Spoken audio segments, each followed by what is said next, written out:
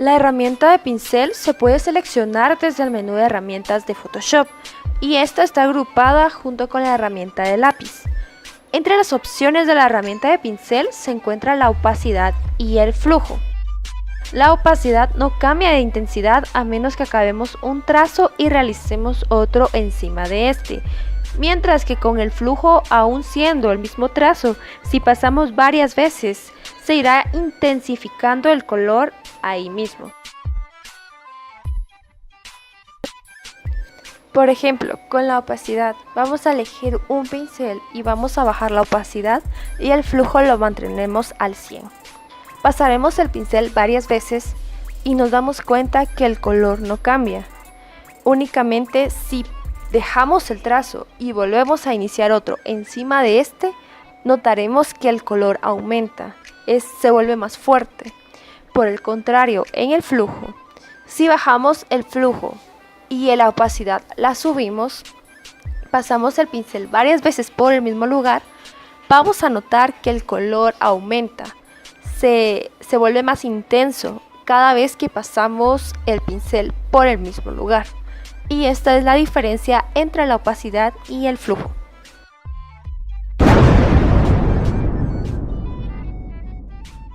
Tipos de pincel y opciones de forma de punta. Photoshop es un programa que contiene una variedad de tipos de pinceles a los cuales podemos configurar de diferentes formas. Opciones de la herramienta pincel. Existen 4 campos básicos para configurar nuestro pincel. 1. Pinceles preestablecidos.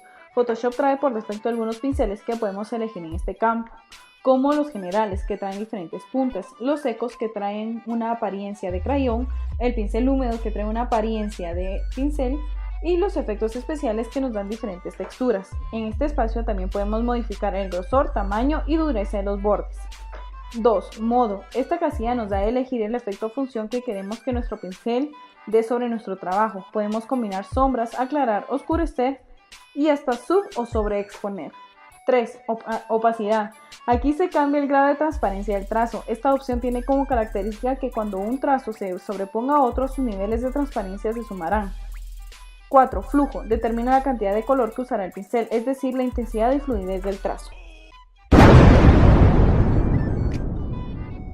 Bueno, estamos aquí en Photoshop y vamos a modificar pinceles y personalizarlos.